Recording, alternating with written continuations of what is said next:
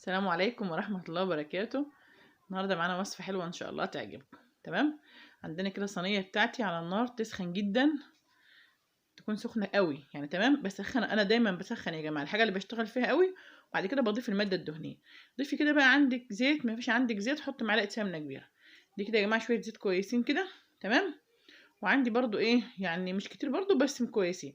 وعندي برضو او معلقه سمنه مكان لو ما عندك الزيت. تمام. الماده الدهنيه زي ما انت عايزاه. نزلت عندي تكون الطاسه بتاعتي نار يعني زي ما بيقولوا كده، يعني مولعه كده قوي. نزلت بالزيت بتاعي سخن قوي. انزلي بالفراخ بقى، اي قطع فراخ تحبيها. انا غسلها بس كويس بطحينه وليمون، ولو في ميه رز، لو في معلقه دقيق اغسلي بهم غسيل كويس بقى، اشطفهم شطفه حلوه، سيبهم منقوعين كده نص ساعه واشطفهم شطفه حلوه. اغسلي كويس الفراخ بتاعتك وانزلي بها فين في الصينيه في الزيت السخن دي. قطعت عليهم بصله. تمام. بصله او اتنين زي ما بتحبي، كميه البصل دي براحتك بقى، كل ما بتزودي حط طعمه جميل ما شاء الله.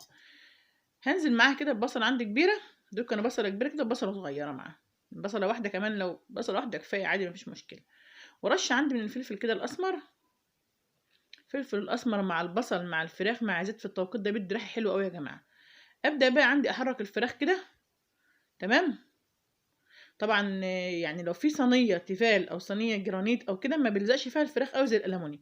بس كل ما بنسخن النار، كل ما بنسخن قصدي الصينيه جامد بتاعتي او الحاجه اللي بشتغل فيها كويس او الحله اللي بشتغل فيها، ما بتاخدش عندي، ما بتلزقش الكلام ده عندي فيها. ابدا بقى ايه، 3 4 فصوص توم حلوين كده. طبعا التوم الصحيح مجرد ما بتقشريه تشتغلي بيه بتكون ريحته نفاذه كده قويه، بتدي الاكل طعم جميل. وكله طبعا فوائد. طبعا كلنا عارفين ان ان التوم ده مضاد حيوي كده طبيعي. انزل عندي في فصين التوم بقى، يعني مش قادره اقول لكم على الريحه اصلا. التوم مع البصل في التوقيت ده عامل ريحه وهم، مع الفلفل الاسمر بس. تمام. كل ده باخد تشويحه كده ايه حلوه، كله بالطعم من طعم بعض كده، بشرب من طعم بعض. النار بتاعتي يا جماعه تفضل عاليه لحد ما اقول لك امتى هنوطي النار بتاعتي. ناري اعلى عين عندك بتاع البوتاجاز واعلى درجه حراره. تمام. عندي برده كده انزل بقرن فلفل كده. انا كل ده بقطع تقطيع شويه قدامك اهو بالسكينه، وانا ما عملتش في كبه ولا في اي حاجه. تمام. بغسل الخضار بتاعي وبجيبه جنبي واشتغل على طول فريش كده. قطعت عندي معاه الفلفل الاخضر، لو عندك فلفل الوان احلى واحلى، لو عندك فلفل احمر الوان، فلفل اصفر. تمام جميل. عايز تحط شطه كمان سبايسي ده زودي كمان، بتخلي الاكله طعمها وهم. بس اهم نقطه عندي في الموضوع ده غسيل الفراخ يا جماعه. عندي كده مش بيجي مع الشبت كده، بيجي معايا ايه بقدونس. البقدونس اللي فيه شويه بقدونس او شويه كزبره خضراء. يعني بلاش شبت، يا بقدونس يا كزبره خضراء، عايزه بس عودين صغيرين 3 كده. قطعيهم كده اغسليهم حلو وقطعيهم بس كمان. تمام. بيدي بقى ريحه وهم ما اقولكوش، بيبقى ريحتها فظيعه. بص لو في الحوار ده، لو في كبده وقنصه، مجرد ما بتاخد تشويحه حلوه كده ارفعها فوق اي قطعه فراخ بحيث ان هي ما تهراش مني. تمام. طيب هبدا عندي بقى البطاطس.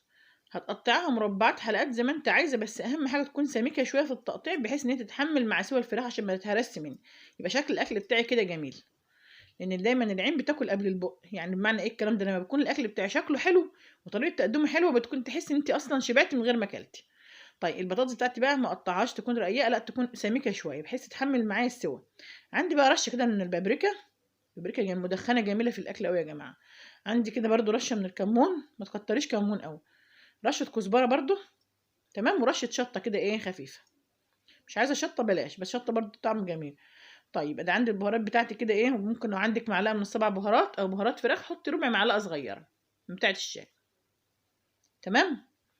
عندي الطعم بقى يعني واخد من بعضه جامد بصراحه. عندي بقى رشه الملح بتاعتي، ظبطي ملحك بقى. الجماعه اللي ما بيعرفوش يتحكموا في الملح ممكن تضيفي مثلا كميه بسيطه خالص، ومجرد ما تبدا تخش في السوى حط الملح. بس انا دايما الفراخ بحب احط لها الملح من الاول، انما اللحمه او البط لا، ما بحطش الا في نهايه السوى عشان ما تاخرش معايا في السوى. انما الفراخ البيضه كلنا عارفين ان هي ما بتاخدش سوى قد كده. بقلب بقى عندي البهارات في البطاطس في كل الكلام تقليبه حلوه كده، وابدا انزل عندي بثلاث اربع حبات طماطم اعصرهم في الايه في الخلاط او الكبه، وممكن تصفيهم او ما تصفيهمش، انا ما صفيتهمش الصراحه. تمام. هناخد الاكله بتاعتي كده غلوه على البوتاجاز ودخلها الفرن وهتشوفوا احلى اكل. طبعا بقى بعد ما خرجت من الفرن شكلها ما شاء الله يفتح النفس يا جماعه. اشوفكم في وصفات تانية جديده باذن الله. مع الف سلامه، ودعونا باللايك والشير وتعليقاتكم الجميله. مع الف سلامه.